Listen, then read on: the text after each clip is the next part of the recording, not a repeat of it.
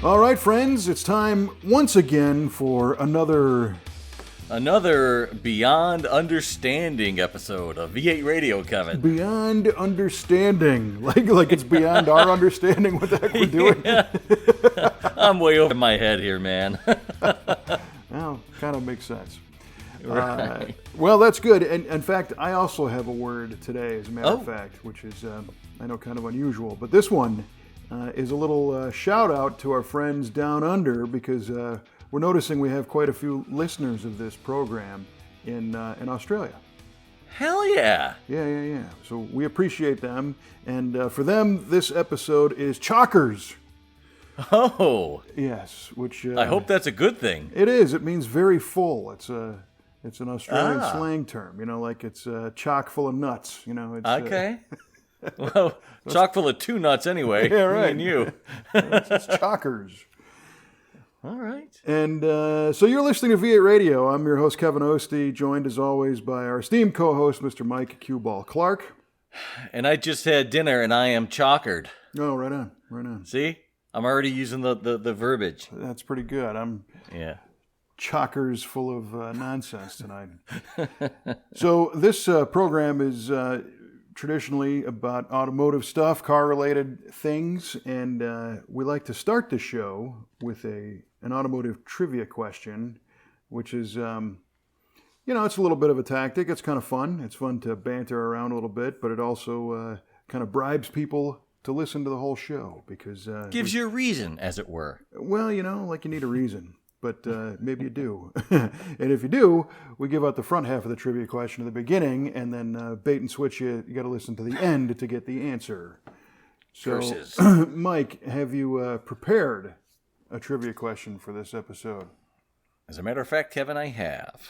And let it be unleashed. All right. So, Kevin, long time ago, a gentleman named George Selden actually patented the automobile. No kidding. And no kidding. Back in 1895, he patented the automobile. Wow. And no one else could build a car without paying this guy a royalty. And he could kind of shut down anyone he didn't want making cars because he had all the power. Until one brave person came forward with a group who decided to challenge his patent and take him to court over it. And ended up succeeding in breaking the patent. Who, Kevin, was this brave individual who stepped forward to take on George Selden? Wow. So this is all new to me, friends. Oh. That's a heck of a story. Interesting. Well, so if this was 1895, you said? 1895 is when the patent was granted. Was this global?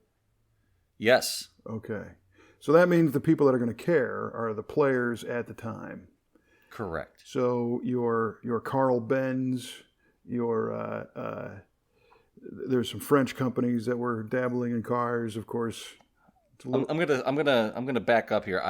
I can't say I don't know if it was global. Okay, so that's a tell that the group I might have been apologize. from the US of A who challenged him and won. The answer is closer than you think. Yeah. So it's like in Redbud, Illinois?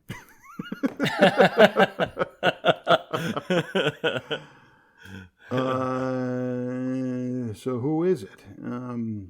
Well, Henry Ford got into the game kind of after that, but he wouldn't have if it was, prohibited by patent.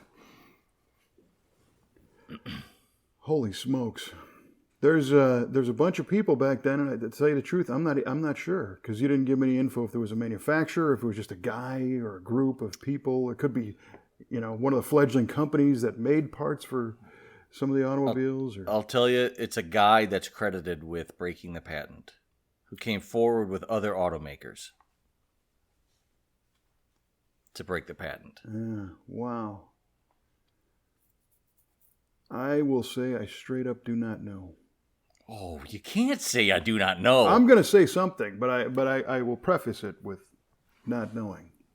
Okay. So, having said that, I'm going to say that it was geez, things were moving kind of fast back then. So, some of these American auto companies, it didn't get going until, 1890 or 95. So, when did you say this was? 1895? The patent was granted in 1895. I didn't say when it was broken. Right. But, nobody, if nobody could legally build automobiles, they wouldn't have been building them for sale if there was a patent in place. Well, or they would, but they have to pay them a royalty. Pay them a royalty. All right. Like $15 a car, I think, back then it was. Yeah, big money. Well, I'm just going to say Henry Ford. Why not? That's my guess. All right. I don't really believe that answer is, I don't have a whole lot of confidence in that one, but that's all I can come up with right now. Says Henry Ford.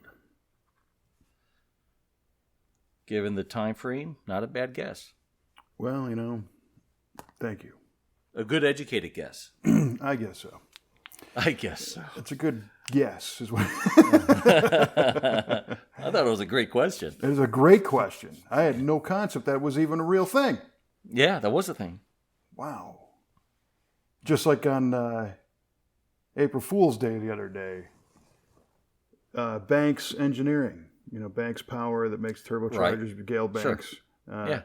They put out an April Fool's gag saying they trademarked the color red. They owned it. Oh my gosh! Because all of a lot of their turbo systems and valve covers and stuff are red.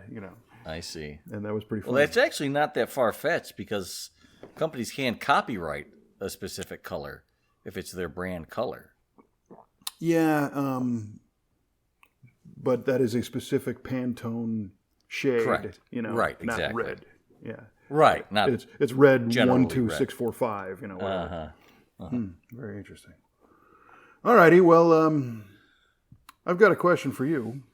I bet you do. Yeah, it's nowhere near as far-fetched as the one that you asked me. But you're a Pontiac guy. Oh, here it comes. Here it comes. Kevin's revenge is upon us, folks. What was the farthest Pontiac plant from Detroit? Ooh, that's a trick question. I don't do trick questions. Come on. We talked about this. All right, we talked about this. The farthest Pontiac plant from Detroit. Well, the knee-jerk reaction would be California. They built. I know they built GTOs in California. They had a plant out there. And I believe Firebirds too, and yeah, a lot of stuff. But I don't think that's where you're going with this. I think you're going out of country, knowing who you are. Your chockers. What's that supposed to mean? Crap is what you are.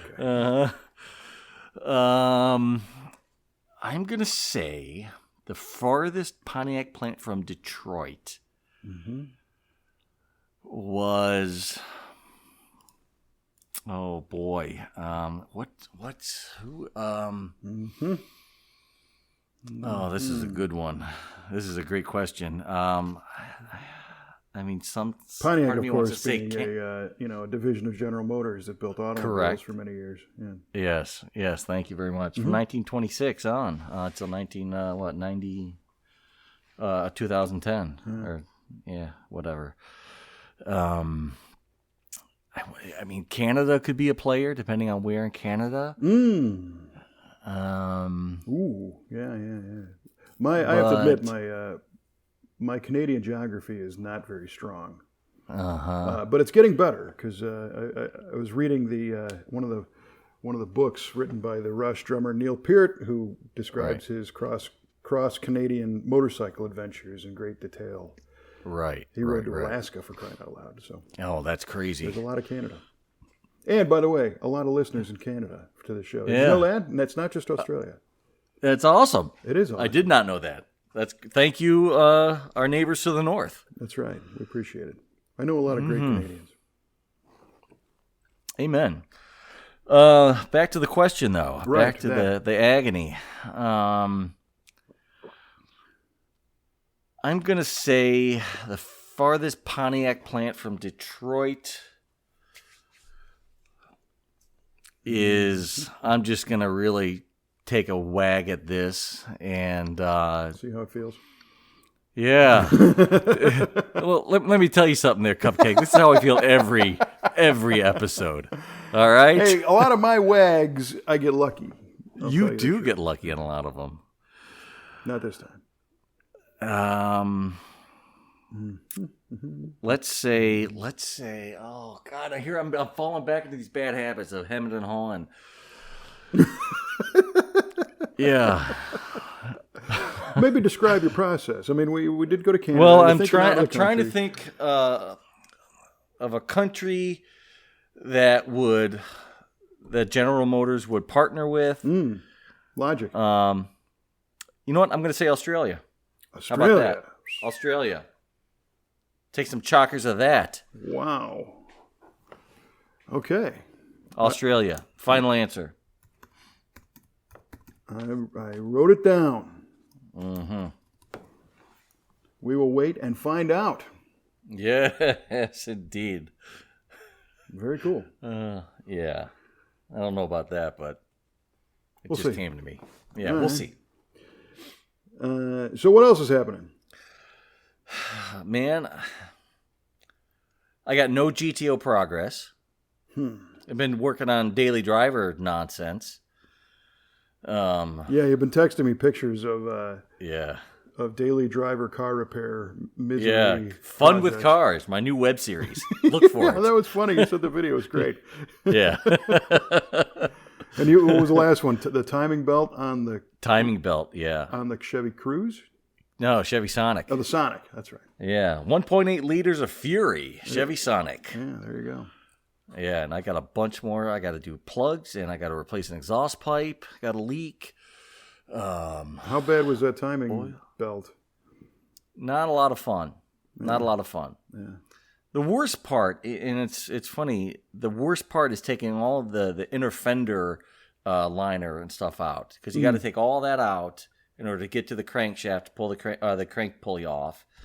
And getting the serpentine belt off was not a lot of fun either. And you got to jack the engine up, because you got to take the mount off from up top and keep it supported with a floor jack. And you got to move it around a little bit, and it just, if I weren't so stinking cheap, I'd have someone do it. Yeah. But, Well, I think those are the worst, where it's like you have to pitch the thing at an 8-degree angle, and you have to install 2 more elbows and a couple extra joints in your fingers to reach around something to get the cover. Exactly. You know, I've definitely been there.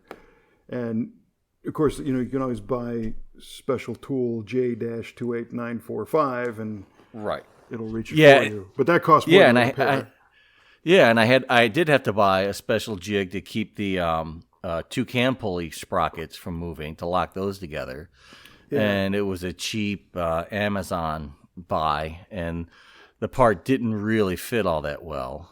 Surprise, surprise. And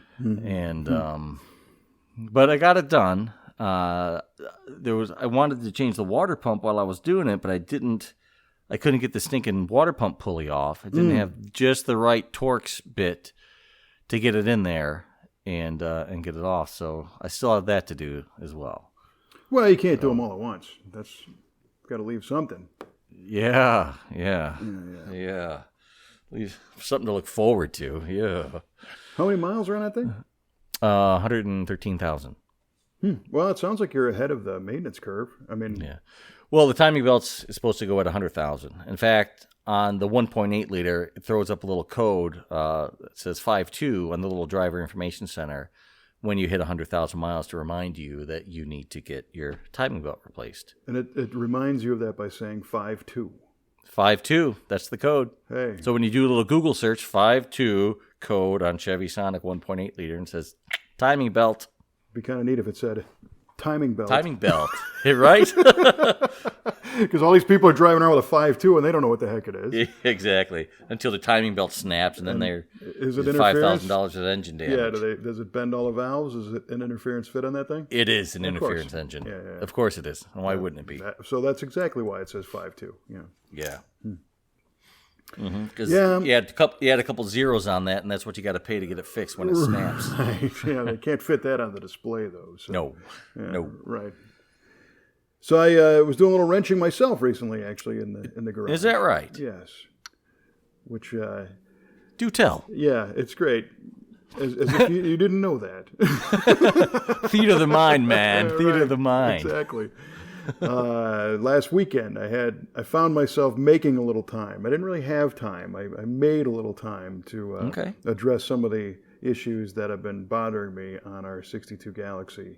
Because it's all in preparation for hopefully the impending spring, and it's actually getting a little warmer around here. It was 70 something the other day, so that's nice. That is nice. It's this time of the year where it's hit or miss, on or off, rainy, miserable, and then beautiful the next day, and I don't want to miss an opportunity when a beautiful day just is sprung upon us. To go, man, if only the car was together. Thanks. No, I didn't mean that way. Twist the knife a little more. No. I know.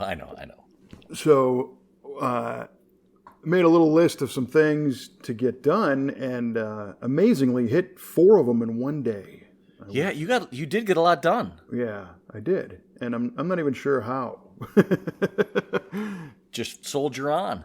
Yeah, that's what you got to do sometimes. So, in specific, this car is a convertible. And to give you an idea of how quickly I react, about 2 years ago, one of the fittings on a convertible top hydraulic line let go.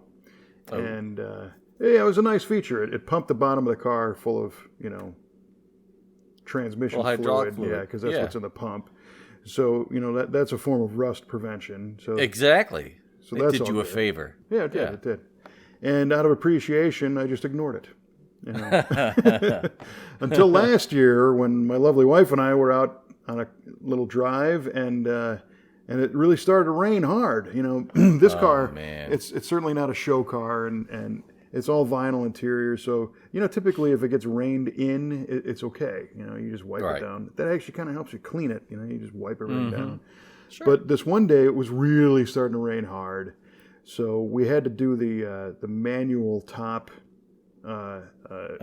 Actuation, and power tops don't really like to be put up by hand. Manually. The linkage gets fussy, and the top mechanism starts to flex, and if you bend something, it's over, because, and worse yet, a lot of these pieces are cast, like pot metal, and you can break them, Yeah.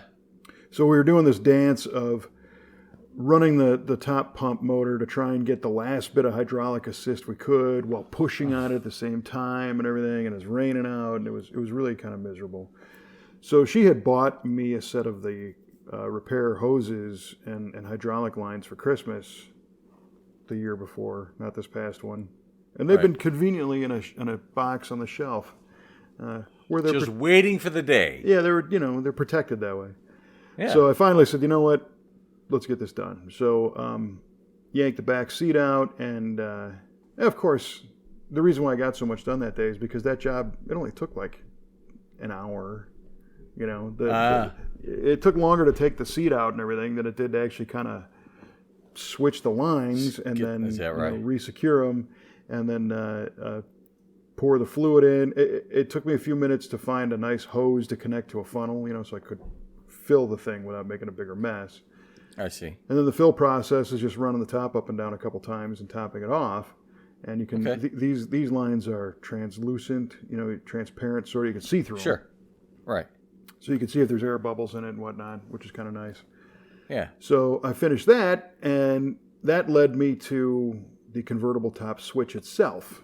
And on this particular car, in I don't know, 2000 or 2001 or something like that, I had switched the dashboard out, so it's a 63 Mercury dashboard in a 62 Ford.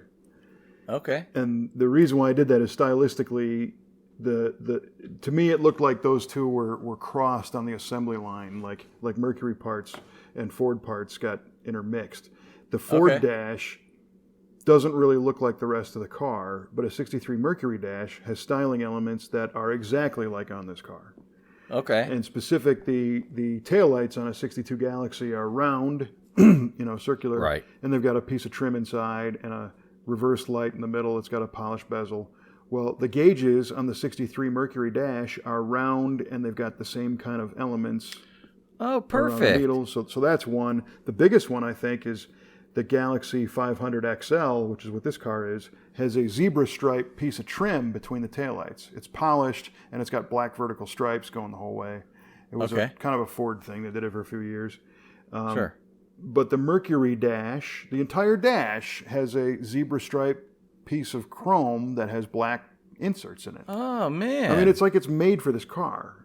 It is made for this car. And Ford and Mercury, of course, are brothers, so the overall shape is the same, so you can switch them out, Uh-huh. And conversely, the original Ford dash didn't have any of that bright work trim with the stripes on it, and none of the gauges were round. They were all weird ovals and stuff. So, I mean, it really, it seemed like something was up. So I remember being in Arizona at the Desert Valley Auto Parts yard, and they had a beautiful 63 Merc Montclair that was it looked like it was a former government car. It was a black four-door, no options whatsoever. It was like an FBI, G-Man car. And it had, in those days, you could buy a Mercury with I'm going to blow a trivia question here, but the breezeway rear window. And the breezeway was a rear window that slid down the same way the side windows did. So you could roll down the rear window. And they were kind of goofy looking cars because the window needed a place to go. So it slid down behind the back seat, which meant the angle of the window was backwards from what most cars were. It actually sloped towards the front of the car at the base, and it pointed away from the car at the roofline. Okay. So the profile of the car, the windshield and the rear glass had the same angle, basically, and it was like a notch, the big notchback looking thing. But that was only to accommodate that rear glass to slide down. I see. And there was a power window, and they were nice to drive in. I got a ride when I was a kid in a Mercury Breezeway car that, the owner just rolled that window down just an inch or two, and you got this wonderful, breeze through the car. Yeah, you didn't need the AC.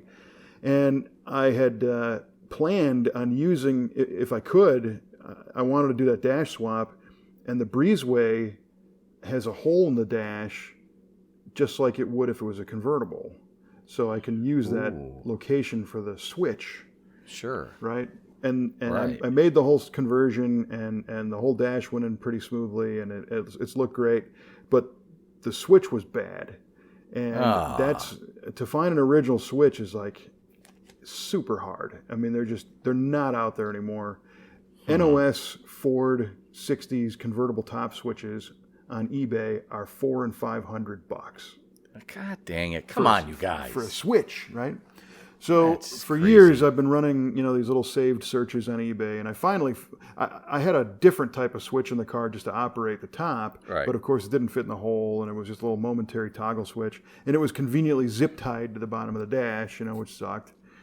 So eventually one of my searches popped, and I got a used switch for $80 or something. Okay. Which, is still expensive, but it was only $80. Right. Yeah, not relatively 500. speaking, it's cheap. Yeah. So that finally came in the mail. So after I finished my top hoses, I switched that out and got that all together with the correct bezel and all that stuff. So it looks like it never happened. So that's great. That's cool. And I was moving the car around. I perceived this giant exhaust leak, and I thought, what the heck is that? And I found out the two spark plugs closest to the firewall were finger tight and about to blow out. So I don't know if that's just from sitting or whatnot.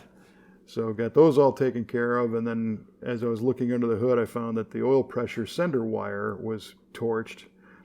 Last year, I had a small fire in the car.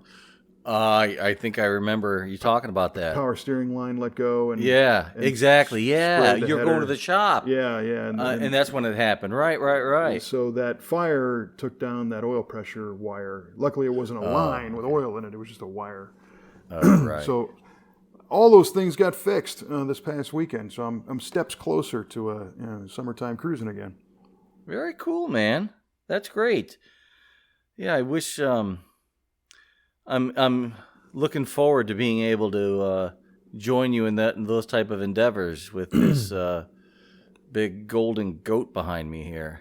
It'll happen. I know it'll happen, and I mean it's been down so long. I'm not even all that salty about it at this point. I just want to have it done. Yeah, right. I just want to be able to enjoy it again, and it'll happen when it happens. So I've accepted that. Right. There's a blues song. And the lyrics are, "I've been down so long, being down don't bother me." Right, exactly. It doesn't even hurt anymore right now, man. Man. That's cool. You guys had like an open house recently, right? A little spring dust off. We did, yeah. That was a fun little event. So yeah, one of the pop-up nice days that has been happening down at our V8 Speed and Resto shop. An interesting thing occurred that kind of forced a little open house. First of all, our team is doing a tremendous job of keeping the shop clean. Mm-hmm. We've been alluding to our shop expansion recently, and our new body shop center has created a lot of space. So the team now is far less cluttered, which is wonderful. They got room to work, and everybody takes pride in their workspace, which is great. So they're picking up after themselves, and then Sarge, who's our one of our Sarge is kind of a do-everything guy in the shop, and his name is Jason Beebe. We call him Sarge. He's an Air Force vet, and he has been sweeping a lot and just really trying to keep the place clean. And he said a great thing the other day. He said he really wants the building to look as nice as the cars. That's awesome. It is awesome. I mean, I can't say enough about these guys. They're just a wonderful team. And we had talked about it before, where if somebody is, investing in a restoration and they come down and the shop's a mess, you wonder, are they treating my car like this too? And we're certainly not. We care about the cars. We understand the value and the importance. So it only makes sense to have a nice facility around them. And now that we've got a little more space, it's easier to have a nice facility. So that's one of the elements, is that we didn't have to do like a 2-week-long shop cleanup to prepare for an open house type of event. It was nice. Basically ready to go. And on a Monday, I noticed that we had two, in addition to all the cars that were there, we had two that were rarely in the same place at the same time, and that is the reloaded Camaro and then the LT4 car. So, oh man, that 69 Camaro. So both those were there. So it's like, well, these are great cars to show off. So on a Monday, I put out there, hey, let's have a little dust off open house and invite people over, and they all showed up. Who won the race between the reloaded Camaro and the LT4? Unfortunately, there was no racing at this point. Oh, come on. We'll talk after the show. Yeah, right. I will tell you that the LT4 Camaro has 4 times the miles on it than the reloaded car does. Wow. And the reloaded Pete, you got to drive your car more, Pete. He does. And he's a guy who's very busy. Doesn't get the time. Right. So that car looks like it's day one. It's like we finished it yesterday. It still looks awesome. Right. So it was nice to show it off. So yeah, that was cool. We had a lot of fun people come through and check the place out, and a lot of people shared pictures on Facebook and whatnot, and that was cool. That is cool. I'm glad that you have a guy in Sarge that proactively tries to keep things straightened up and clean. And even before your shop expansion, even if your shop were still that clean, having all those cars there, when they get kind of bunched up together, can kind of create a bit of a cluttered look, and it can kind of throw off people. It's like, look, what the heck? I mean, even though everything is great and you know what you're doing, you're a well-oiled machine, you know how to move the cars in and out. Yeah, it can just look a little cluttery. Having a little more room, spreading it out, keeping things clean, really makes a much nicer presentation. Yeah, well, thank you. And that was part of the,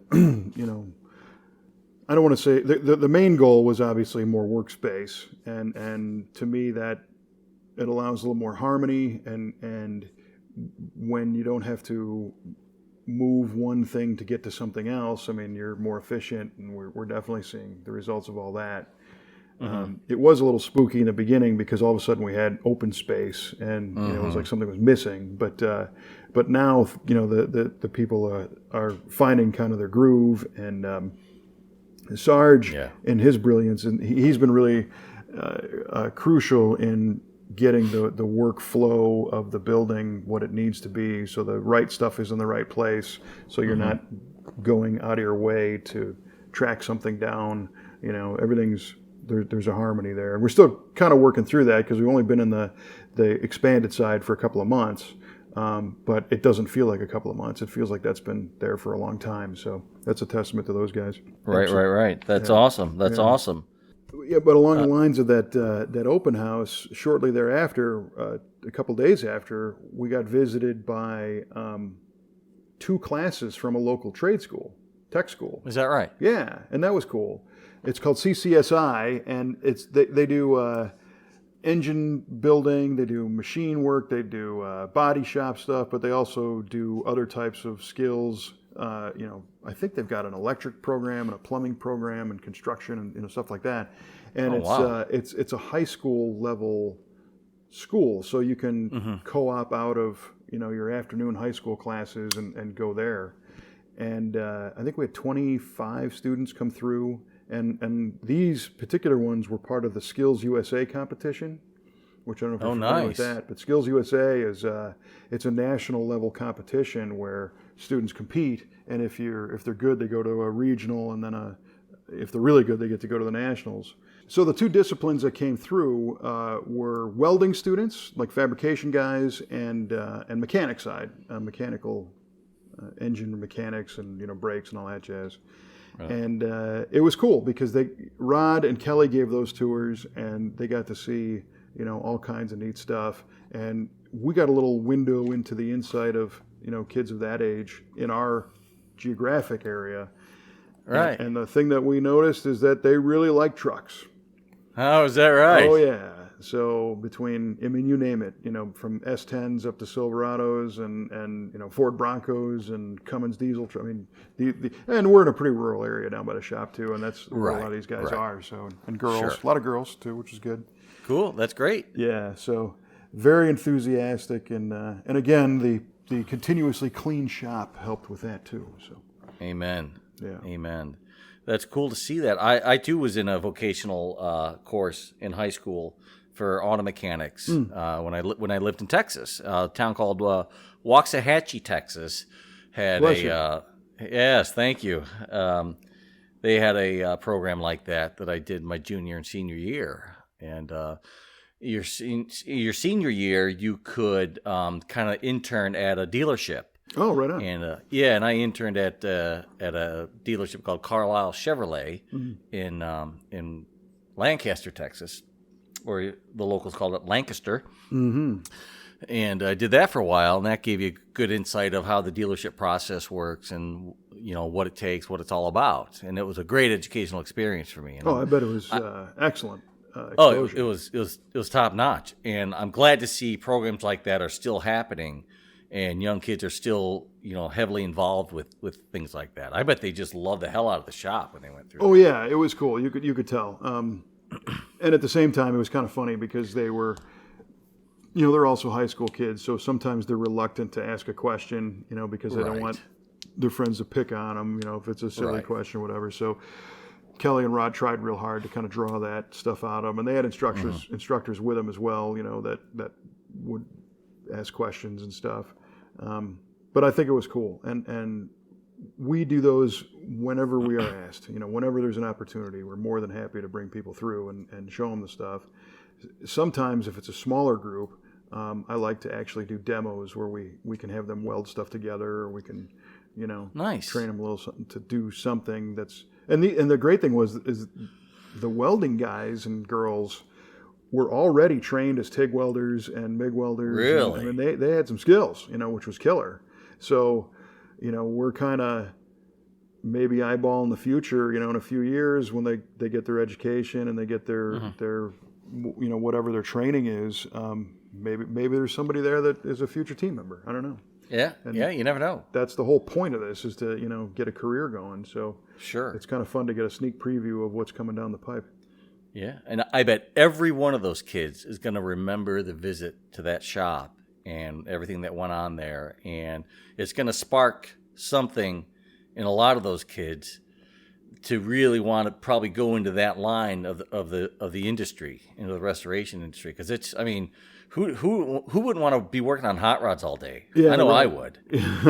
Yeah, definitely. I mean, that's the cool of that industry. I mean, it's one thing to be a mechanic and you're doing water pump jobs and brake jobs and regular maintenance on everyday drivers, but it's a totally other thing to really build something out of nothing. I mean, case in point, I was just looking at the flyer for the S71 Olds. This thing was a pile when you started with it. It was, and then to turn it into what this is, amazing. Nothing short of amazing. And I bet that really, really resonates with these kids.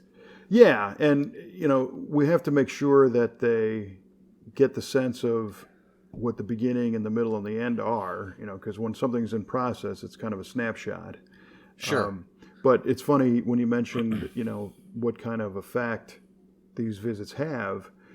We last year we had 3 different classes of grade school kids come through, and it was more of a career day type thing. And I don't remember if we talked about this or not, but one of the neatest things was after each class came through, we ended up getting stacks of letters.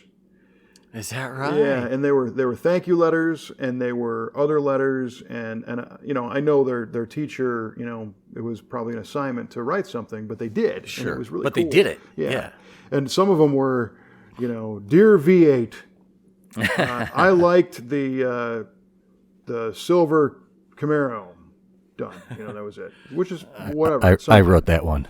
I wrote that letter. Oh, that was my letter. I recognize that handwriting. And the shortness. And the spelling I also recognize. Yeah, I got the V backwards in V8. And the 8. And the 8. But what also was very cool was some of the letters were very in-depth, saying, hey, my dad has a car like that, and we work on it, and, someday I want to work at your shop. We had many people that said after coming through, they wanted to work there, Mm-hmm. And so, yeah, it's cool. You don't know, how you're connecting with anybody, and especially, the next generation. And I don't know if you're familiar with the RPM Foundation. I'm not. The RPM Foundation is a foundation that is dedicated to perpetuating the restoration and performance world to future generations, and they're based in the Pacific Northwest, and they get involved with different clubs and whatnot. And there's a gentleman named Herb Clarke who came to visit, and Herb lived in Arizona. He's from the St. Louis area originally, and he's a retired guy, and he's got grandkids and everything in the Midwest. So he's leaving Arizona and coming back to the Midwest, and he's starting a local chapter of it's called the Arch Restoration Club. And what they were able to do in Arizona is unbelievable. So really, I don't know if you're familiar with the Sun City retirement communities out there. Sun City West. Yeah, I used to live right by it. There you go. Well, Herb lived at Sun City West, and he told me I think there was 31,000 inhabitants of Sun City West. I mean, it's a big deal. It is a big deal. A lot of these retired people, they're looking for stuff to do, so they actually started this restoration club out there and raised funds and built a beautiful facility. I mean, paint booth, lifts, I mean, the whole thing. It's a great, great restoration shop. And all the work is done voluntarily, and somebody donates a car, and then these retired people team up with local kids and teach them how to restore cars.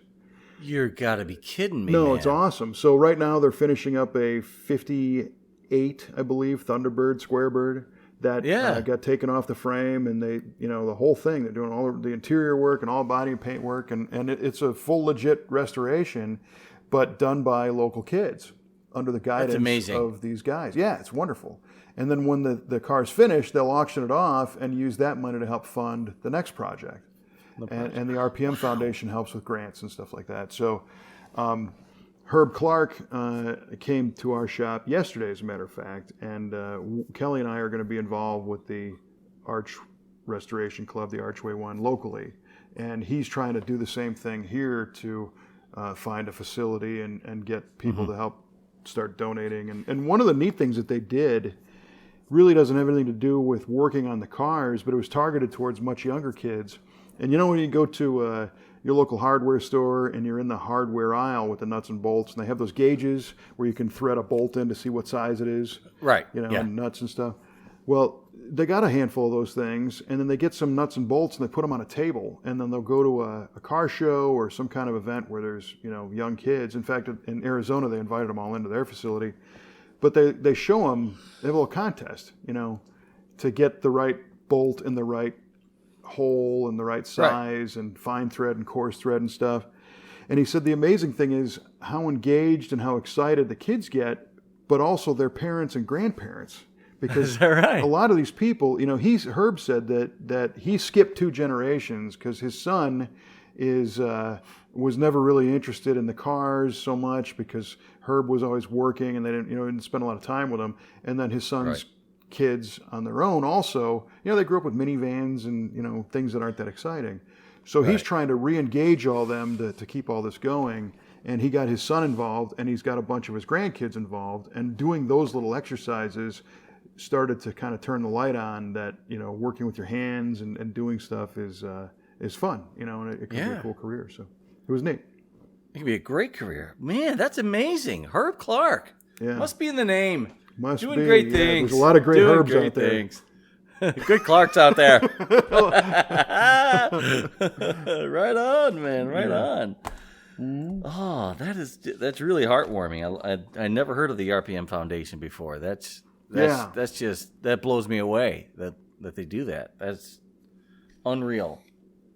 Yep. Huh. It's a cool deal. And I'm glad that you and Kelly are getting involved with the local chapter. That's even better. It's going to be great. Yes, and Kelly called me earlier in a little bit of a panic because tomorrow morning, as a matter of fact, she's giving a presentation at the local high school about careers in the automotive world. So it's not really about our shop or anything like that. It's, you know, in general. And it was funny because her panic was that they told her they're going to cap the presentation at 25 minutes, and she has to give it 5 times tomorrow. Oh, wow. Oh, my gosh. So she's like, that's a little bit more time out of the office than I was expecting. And oh, wow. But it's all good. There's so much to, and what she's all about, you know, in addition to running our shop, she's very involved with a group called Women.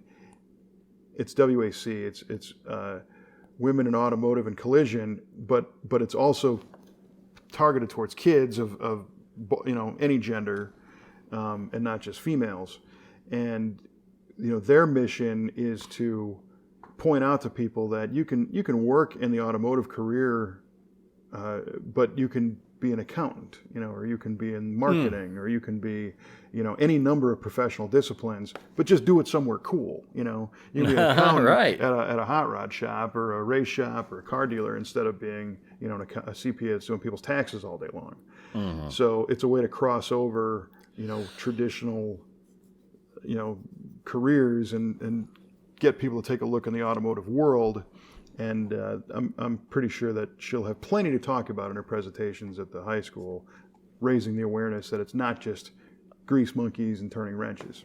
Right. I'm sure she'll raise a great bit of awareness. Oh, yeah. Oh, for sure. Man, that's killer. Yeah, a lot going on. A lot going on. And you got to be worried about this, too, because your daughter's, one of your daughters a year away from getting her license or so. She started driver's ed yesterday. Oh. Well, I noticed, you know, all your hair fell out. Yeah. All my eyebrows are falling out. Yeah, your eyebrows. She's actually, I'm really excited about her because she wants to drive. I mean, she was just like me. She's chomping at the bit to drive a car. That's great. And I kind of carry the tradition of when I was a kid, my grandfather used to let me lean over and steer the car when we were driving somewhere, and I let her do that now too. So if I have to take her somewhere to some kind of practice, she's like, I want to steer. I'm like, all right, let's do it. And so she'll steer the whole way, and she does the turn signals, and she does really well at staying in her lane. She makes the turns nicely. I mean, she's really developing a decent skill set for driving.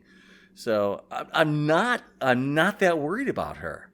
Well, believe it or not. What I find is people aren't, they might not be super worried about her, but it's, of course, everybody else. Right. Oh, yeah. And, we try to instill that into her, and I'm sure her driving instructor will instill that into her, how to take a defensive posture when driving and be as safe as possible in all the rules of the road.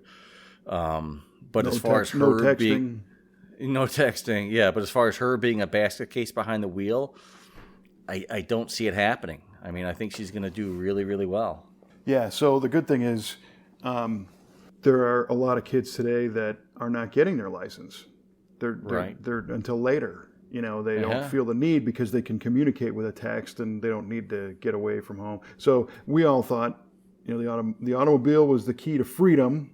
Yeah. So maybe your daughter just needs to get away from you and get out on the road. Maybe. Yeah. And that's fine, because there are times when I want her to get the hell away from me. Yeah, right. Well, that's good though, Because she is a 15-year-old girl, and she gets crazy and a little high strung, like her old man. Yeah, which everybody's got their thing, but I was the same way. I wanted to get out of the house and driving. I couldn't wait. I wanted to drive since the day I was born, basically. Oh, so yeah. That's good to hear. Yeah, but to your point about people waiting longer, my nephew, I think he was 19 or 20 before he got his driver's license. Yeah. Because, I mean, he was, maybe he was 18. But he had he's like, why do I need it? I mean, I'll walk if I need to go somewhere, right. Or a buddy will pick me up. It's fine. And he just never had that burning itch to get his license and be able to do what he wants to do when he wants to do it. And I never understood that. Well, I'm going to make a guess here and say that he was not exposed to... Nobody gave him a ride in a fast car when he was 6 years old. Yeah, no. Yeah. Yeah, no. I don't think so. No. So he doesn't get the entertaining side of cars. Mm-hmm. He gets that they're expensive, their transportation, it's a hassle. Why do I need to do this? And his parents or mom or dad or whoever probably were the same way, But those of us, and we had talked before, my earliest speed rides were in police cars, and that stuck, and that's what it takes. Oh, yeah, it sticks. Speaking of sticking, this will stick with me for a while. I got a text from Trevor yesterday of them driving the Metro. Yes. Him and Tyler on the road. Yeah. Shout out to Trevor and Tyler. How cool is that? So the 1961 International Metro van that we're building for our friends who own Bartoli's Pizza in Chicago, and I want you to remember that. This was a project that came to us, and we put this. Trevor and the guys put got rid of the chassis and put a 2002 Tahoe chassis underneath this thing. Right. And it's been a big project. Got to hand it to them. It was a lot of work. There are people out in the world who are doing these types of conversions to a far lesser level. Mm-hmm. And when I say level, I mean like safety level. Because, a lot of times people say, well, hey, I got the body to sit on the chassis. It's done, And in this case, so the vehicle belongs to a guy that I actually have known since junior high, a friend of mine who owns Bartoli's Pizza, which is near Wrigley Field in Chicago. Great pizza place, totally worth going to. And he had the idea to come up with kind of a cool vehicle to do their catering deliveries. And it needed to be a truck because they might do, an office building full of pizza, and you need to carry a bunch. But he didn't want it to be, your regular Sprinter van or something like that. Right. So we started talking, and he had seen some of these conversions online on YouTube or whatnot of guys that are, somewhere in their backyard putting these things together. And he thought, well, that can't be that big of a deal. So, in all honesty, the project grew a little bit beyond what all of us expected, but in a good way. So, for example, rather than just kind of bolting the body to the new frame with bolts and big rubber bushings to get it to touch, Trevor actually built a steel structure with box iron that is kind of I don't want to call it a subframe, but I'll call it kind of a mid-frame. And it bridges the gap between the shape of the Metro van and the Tahoe chassis in a manner that is overbuilt, so that this sucker is bolted to that frame. Good. And multiple, more body mount locations than it had originally, at least in stature. And then he did all the engineering to get the brakes to work properly and the steering and not just work. This stuff has to work for a long time, and it has to work reliably because this is going to be a working vehicle. Right. And we see it all the time where just because something works doesn't mean it's going to keep working. So it was overbuilt is kind of a weird term, but I will say it was built with the required robust construction needed to be a real vehicle. Right, built with longevity in mind. Totally. And so some of the few items took a little bit longer than we anticipated, but again, it's all in the right direction, and it's rock solid. So it is very, very near completion, and they drove it for the first time, I don't know, about a week and a half ago, and immediately brought it back in to change some things and fix some stuff and dial things in. But they took it to lunch, I guess, yesterday. That's when they sent you the text. Is that right? Little video. That was awesome. So it's cool. It gets you want something that people are going to ask questions about. Trevor said we were mentioning that silver '69 Camaro with the LT4. This Metro van has gotten more attention than that Camaro did. Is that right? At the gas station, and where they went for lunch, and people are coming out of their cars and running over and taking pictures of it and everything. So, as a marketing tool for Bartoli's Pizza, it's a wonderful idea because our last step is we're in the process of designing some graphics for it, and the owner got kind of lucky because this thing came in light blue and white. And the Bartoli's Pizzeria colors are red and black and silver, kind of. But it's in Chicago, and the Chicago flag is light blue and white. Is light blue and white. So yes, sir. It's essentially 2/3 of a giant Chicago flag. So I designed some graphics that have the B for Bartoli logo, and then the stars from the Chicago flag and the white part, and then some words in the blue, and your mind's like, boom, I get it right away.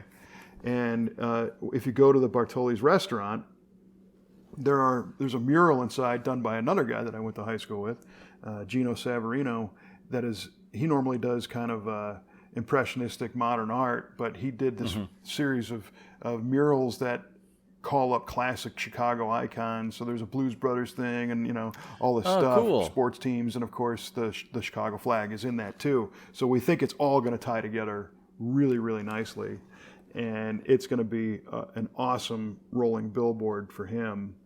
And the timing couldn't be better because the guys on I don't know if it was Phantom Works Garage, they just did a Metro.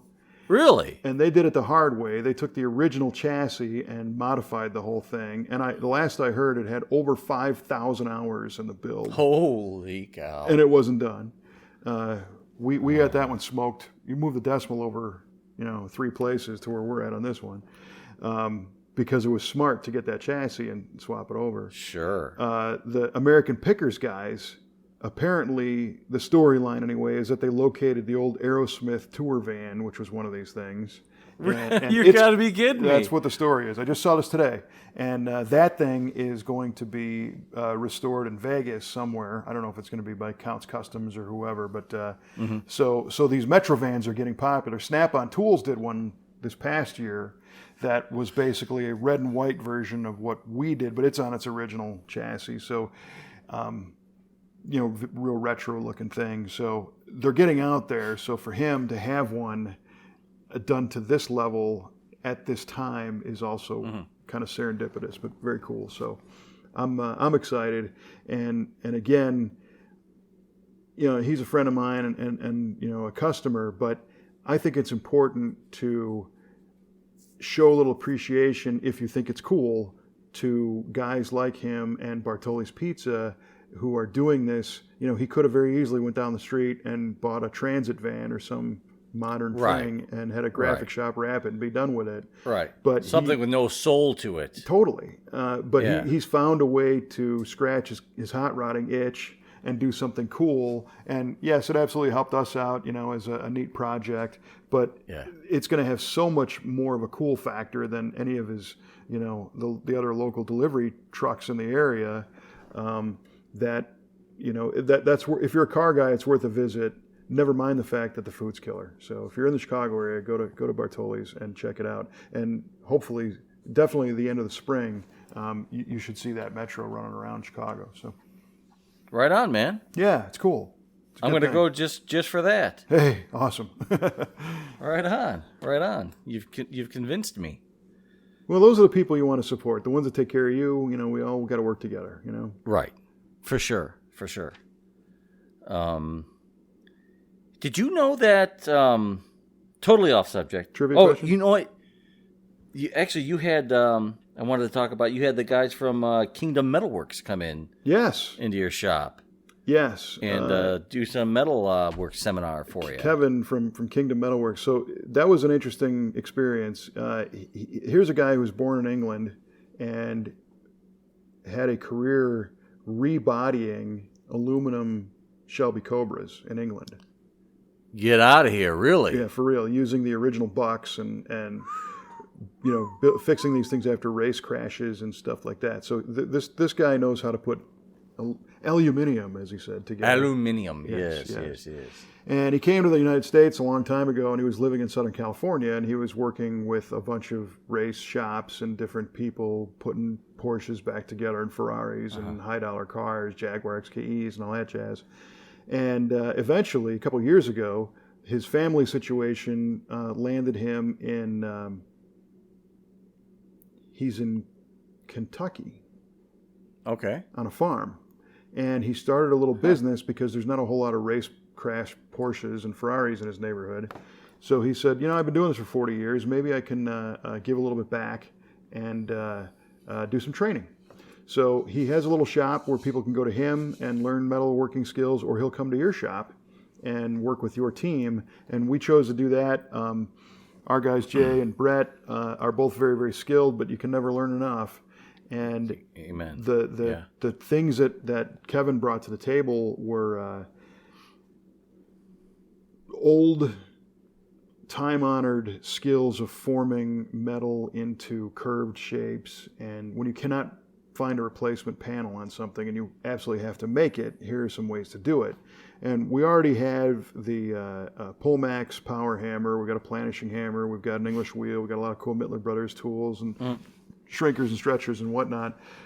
But he showed ways to use these things that, were definitely beyond what we do on our daily, but will now allow our guys to do so much more. And I think the best part about it was his training was all done on existing projects in our shop. Oh, really? So it wasn't, here's a sweet. piece of test steel and let's bend it up, and then when it's done, you hang it on the wall. This was, no, that fender needs to be repaired, so we're going to fix it. And you're going to do the work, and I'm going to show you how. Oh, that's killer. It was. That's the best learning. It was. So our guys were super fired up, and he started at the very beginning with some welding techniques, TIG welding techniques, different ways to think about welding and fusing metal together, and then planishing your weld rather than grinding it smooth. You can hammer it into place and reduce your finish time and really? Yeah, wonderful stuff. And then beyond that, it got into let's make some parts and one of the questions I always had is when you're doing a three-dimensional panel, a fender on a 38 Chevy, for example, is one that was worked on.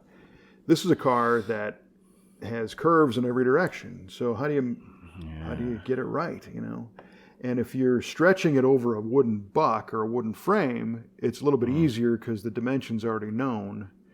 But if this is something that you're making out of free air, how do you do it? So he was. We have some gauges called sweeps, and he showed us some radius gauges that allow you to look at the good fender or even the bad fender, but in a critical way, and mark a panel up with a numbering system saying that this curve right here corresponds to this gauge and this one corresponds to this gauge. And pretty soon you have a quantifiable, measurable map of a three-dimensional panel. And then, he showed them how to use, paper and then eventually steel and stretch it and shrink it and pound it into a rough shape and then finalize that into a smooth shape and then weld them together. And, it was neat. Man, I tell you what, metal work and all that, that's like a black voodoo magic to me.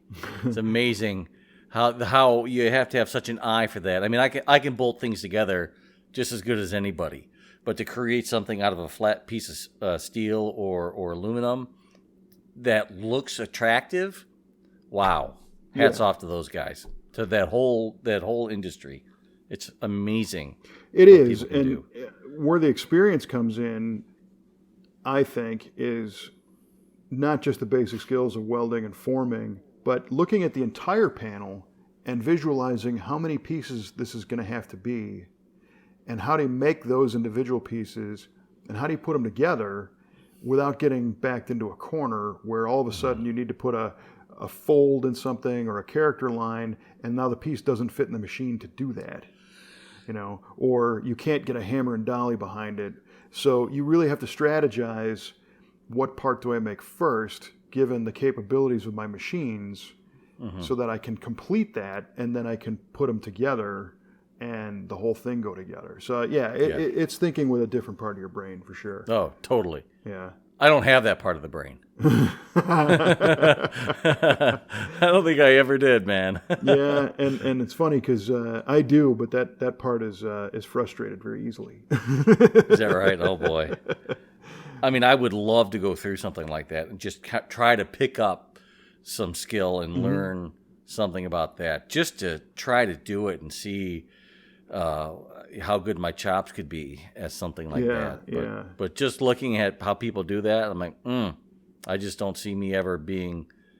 I'll never be that good. I know that, and I'm cool with that. Right. But it would be neat just to have some type of skill set in metal work, in metal forming and shaping. Well, you know how to weld.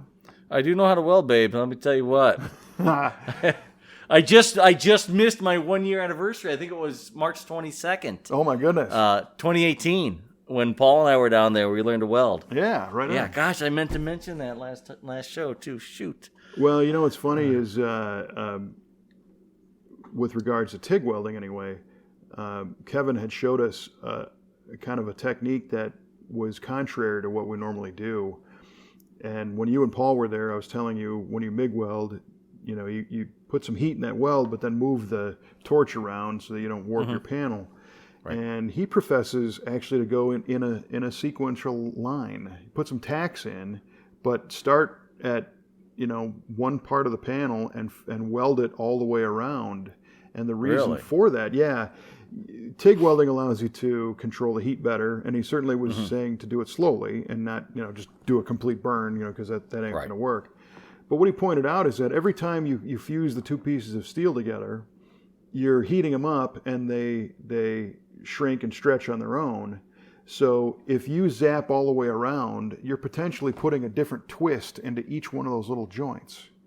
And you could be doing all kinds of warpage, whereas if you start in one place and push the heat linearly, the previous joint is, working in your favor to kind of keep that warp manageable and less erratic, I guess, is the best way to do it. Less erratic. So, again, stuff you learn by knowing, by doing for years and years and years. And, and this guy's been doing it for over 40, so he knows what he's doing. So it was cool. Yeah, I guess he knows what he's doing. Yeah, right. Yeah. Well done, Kevin at Kingdom Metalworks. Yeah, kingdommetalworks.com. You can check him out. Very cool, man. Yeah. You've been busy. Yes, we have. Fortunately, seems like we always are, which is great. Yeah, not just juggling 19 cars at the same time in the shop, but with all the extracurriculars as well, the open houses, the kids coming in, the tour groups, the metalworking seminar from Kingdom. It's you really got a lot going on. Yeah, and I think you really have to, and Kevin pointed out he thanked Kelly. Kelly actually coordinated the training and everything, and he said some really nice stuff. He said that as a third-party observer, he spent a week in our shop, and he said he noticed that the team gets along very well, and they respect each other, and they enjoy working there, and they appreciate being there. And he had pointed out that it was nice that Kelly recognized the value and made the investment in the crew, and that's that's the way you got to look at it. The more, the better the team does, the better everybody's going to be. So, I looked at it as more like you were, like, oh, kick ass, we got to put cool stuff together and make something neat. And she was looking at it long term, like, no, the better these guys are, the better everything's going to be, forever. So, it was a neat experience, and he was a very nice guy too, which was great. He was the kind of person who you don't mind spending a week with, which helps. Sure, yeah. Well, I mean, that culture is, it starts with you guys. You treat your guys like they're number one. They're going to treat your customers like they're number one. So it rolls on down. Yeah, and they really do, absolutely. We're all very fortunate to be as busy as we are, and that's how it goes in different directions, And like I said, I'm very appreciative, and we're very fortunate. Right on. And with that, let's talk about some trivia. Yeah, let's have a beatdown. Now that we're feeling all warm and fuzzy, let's get real. Pull the rug out. Yeah. All right. So, Kevin, I asked you. We talked about the automobile patent by George Selden, and who was credited with breaking that patent from George Selden, thus really opening up the whole automotive industry. And you said, after much deliberation with yourself, you said Henry Ford. And Kevin, unfortunately for me, you are absolutely right. Are you kidding me? No, I'm not kidding you. And I'm not I gloating. I even gave you a heck of a hint. I said the answer is closer than you think. Yeah, because there's one behind me. Right behind you. Henry Ford did it in 1911. Wow. Yeah. Well, like I said, I get lucky. Yeah, you got that was a good. When you said Henry Ford, I'm like, oh, dang it. I would rather be lucky than good. So that is a very great example of my luck, my friends. Yeah. Well, nicely done. Thanks. Nicely done. And now another great example of my luck. Yes. Let's go on to your question. Well, my question to you was, what is the farthest Pontiac plant, or what? I guess what was the farthest Pontiac plant, because Pontiac is no longer from Detroit, Michigan, and your guess was Australia. Yes, and I'm gonna give you this one. What? Yes, but I'm gonna let you decide if you are going to accept it. Oh God. So here's how this shakes Tasmania? out. No. It's not a geographical location thing. Okay. There was, in fact, a Pontiac plant in Elizabeth, South Australia. So that's a win. However, it was a Holden plant. And it did produce the Pontiac G8. But is that a Pontiac, is the question I will throw to you. I guess it is, but it was a... Does it have a Pontiac badge on it? So therefore Did it is. say Pontiac G8? Yeah. Then it is. So I know that some of the modern cars, there was, it's a Chevy engine or, whatever. Right. Because I know how you Pontiac fans are. You're very loyal. Well, like the GTO was a Holden Monaro. Correct. Right. And from that plant. So that was 10,127 miles away. So if by chance you said, well, that's not traditionally Pontiac enough for me, the other answer was in Osaka, Japan. Oh, man. And Osaka was pretty cool because that plant opened in 1927 and they built what they called knockdown cars. And a knockdown manufacturing plant gets everything brought in ready to assemble, and then they just built them and distribute them that way. And that was 6,555 miles away. So it's a little bit more hardcore Pontiac because it was all Pontiac. I don't think it was anything else at that point. But an unfortunate thing happened in 1941. But you know what happened there? The Japanese government seized the plant. Did they? They nationalized it, huh? And that was it. Yep. That was Dunzo it. for that one. So you won. Congratulations. Thank you. Holy cow. Elizabeth, Australia. I got to take a moment. I don't get this very often. Yeah, and I will say that there might have been a little bit of a theme hint with the Chockers adjective. Well, I got to tell you, that came into mind. That did come to mind. See, it wasn't a trick question. I'm like, what if he's tying that into the shout out to Australia? We're gonna go for it. But you went to Canada, and we did talk about that too. So right. I was gonna say like Russia or something, but I'm like, there's just no way. Yeah, I don't think there was Pontiac skis made over there. No. Huh. Well, maybe not a trick question, but a pretty trick answer. So great job. Yeah, thank you very much. Yeah, you're welcome. Good times. All right, well, this was good times. Again, deviated a little bit from our script. I don't know. I mean, we talked about everything we wanted to talk about, I think. Well, I think all the tours and stuff were kind of, not quite expected, but it was great. I'm glad we did get to talk about that stuff. Yeah, because for sure. It was interesting. Yeah, right on. All right. Well, I also noticed that we are kind of bouncing in. We're still in the top 20 on iTunes for those who are riding that train with us. Woo woo. That's right. And like I said before, you're more than welcome to listen to the show anywhere you want on Spotify or Stitcher Radio, Google Play, TuneIn Radio, the Facebook page, our own v8radio.com website, or iTunes. And the only reason why we've been kind of talking about iTunes so much is because they rank the shows, and out of 350 or something that are ranked, we're in the top 20, kids, and I think that's pretty cool. Yeah, that is cool. And I'd like to be in the top 10. Well, yeah, definitely. But it's all thanks to our listeners, some in Australia, some in Canada, some in other parts of the world who tune in using the iTunes or Apple Podcast app. And the fun thing is, this past week we were 17, then we were 18, then we went to 169 for a couple days. Yeah. And then sprang right back to 19, and I think that's where we are right now, 18 or 19. Yes. But, so if you want to play the move the needle game for V8 Radio, listen to it on iTunes. But you're free to do it anywhere you want. But listen to iTunes again. Right. Thank you. Yeah. Thank you very much. All right, my friend. Well, again, great episode. Thank you so much for spending the time. And absolutely, this was fun. I'm Kevin Oeste from Mike Clarke and V8 Radio. Keep the shiny side up, and we will see you next time.